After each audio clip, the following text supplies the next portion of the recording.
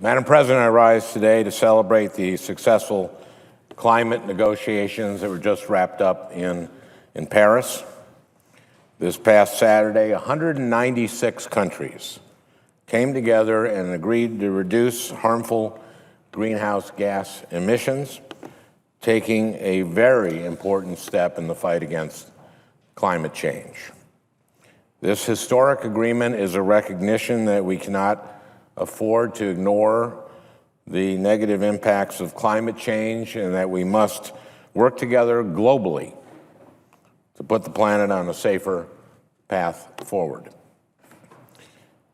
The agreement does not simply take countries at their word, but requires transparent measurement and verification to ensure that they live up to their promises. And crucially, the deal requires countries to revisit their emission reduction targets every 5 years.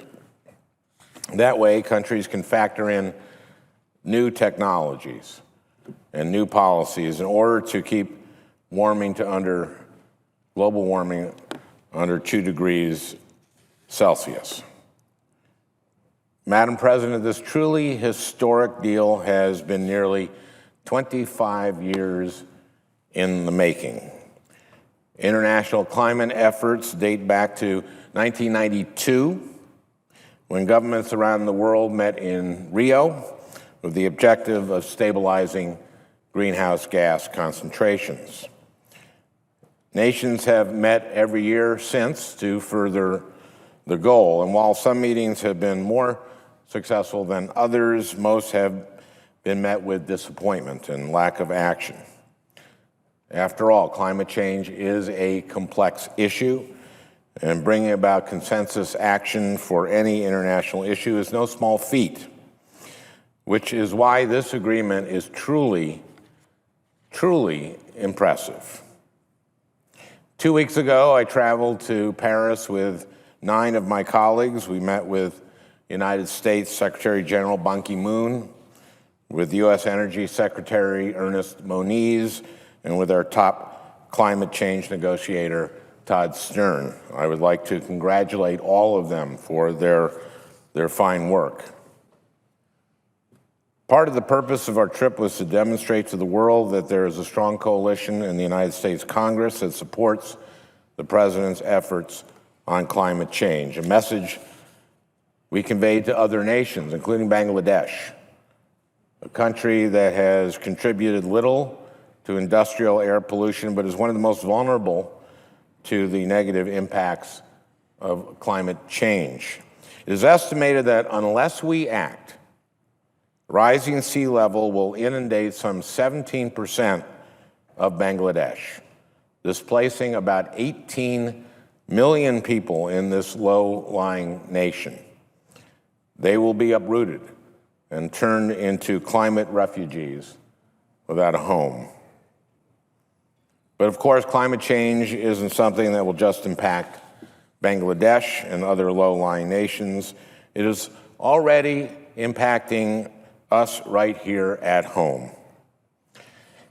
While we cannot attribute any single extreme weather event to climate change, Madam President, we do know that climate change impacts the frequency, duration, and severity of extreme weather events. Just look at the damage caused by Superstorm Sandy. The storm surges caused by Sandy along the eastern seaboard were far more damaging because of climate-induced sea level rise. And may I remind you that the damage caused by Sandy cost taxpayers $60 billion. Madam President, we are also seeing climate impacts to our forests. When Forest Service Chief Tom Tidwell testified before the Senate Energy Committee a few years ago, he told us that throughout the country we're seeing far longer fire seasons and that wildfires are also larger and more intense. I asked Chief Tidwell whether scientists at the Forest Service have concluded that climate change has been exacerbating the intensity, the size and duration of wildfires in the wildfire season, and without hesitation, he said yes. Now, as a result, the Forest Service is spending more and more of their budget fighting fires, now more than half of their entire budget. And we are seeing more intense droughts. And unless we act, these droughts will have a major impact on food security around the world. That's why I recently penned an op-ed in the Minneapolis Star-Tribune with Dave McClellan, the CEO of Cargill, the nation's largest privately held corporation. As the CEO of a company focused on agriculture, Dave is concerned about what climate change is going to do to our food supply in a world that is expected to go from 7 billion to 9.5 billion inhabitants by mid-century.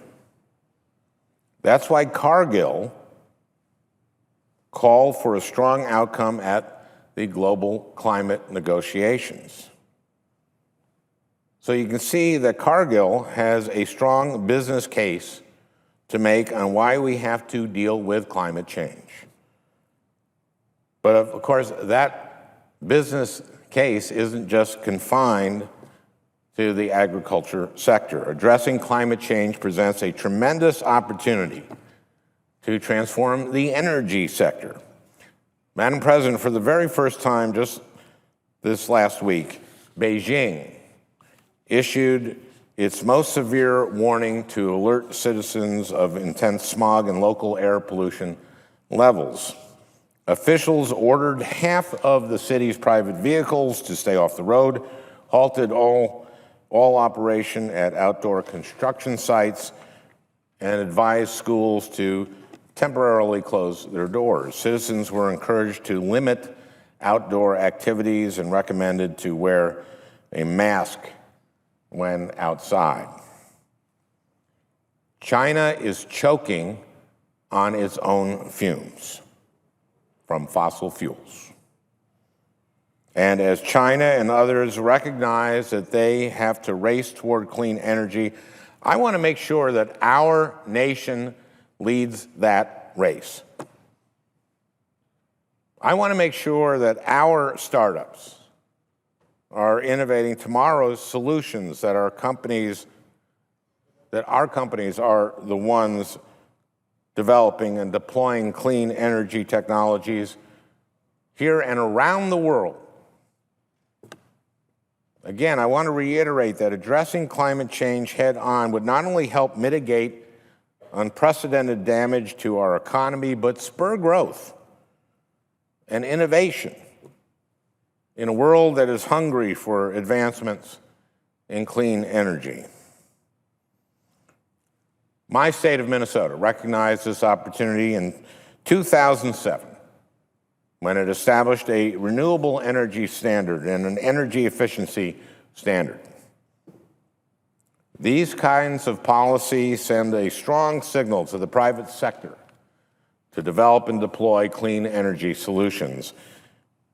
And major investors are catching on to the opportunities. Just this month, Bill Gates launched the Breakthrough Energy Coalition to develop transformative energy solutions.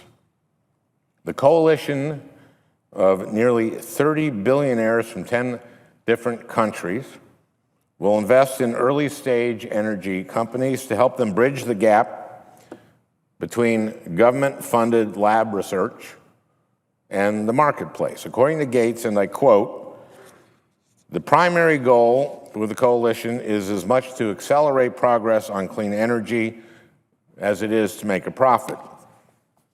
And to back up this statement, Gates alone plans to invest $1 billion in clean energy in the next 5 years. So you can see, Madam President, that the very serious threat of climate change presents a Sputnik moment for our nation, an opportunity to rise to the challenge and defeat that threat In response to Sputnik, we ended up not just winning the space race and sending a man to the moon, we did all sorts of great things for the American economy and for our society. We did it once, we can do it again.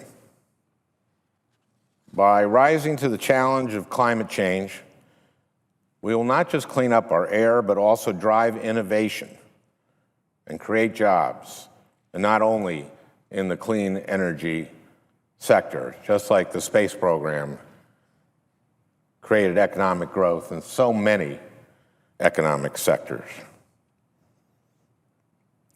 The Obama administration deserves a lot of credit for its leadership on climate change. Our domestic commitment through the Clean Power Plan, which builds on the work of my state and others, has established a federal plan for reducing emissions. This important policy has provided American innovators and businesses the confidence to take on new risks and to drive new technologies forward. After dragging our feet for so many years, I am proud that the United States is acting domestically and leading internationally. But our job is not done. The agreement in Paris puts the planet on a safer trajectory than the one we have been on, but we have to remain vigilant and build upon that success. Internationally, we have to hold other nations accountable, ensure that they commit to stronger emission reduction targets over time, and to make sure that those reductions are transparent and verifiable. Domestically, we have to build on the success of our cities and our states, and we have to work to make sure that the Clean Power Plan and other emission reduction policies are effective. As a member of the Senate Energy Committee, I intend to do just that. 2 years ago, Madam President, my first grandchild was born, and I'm expecting my second grandchild in January.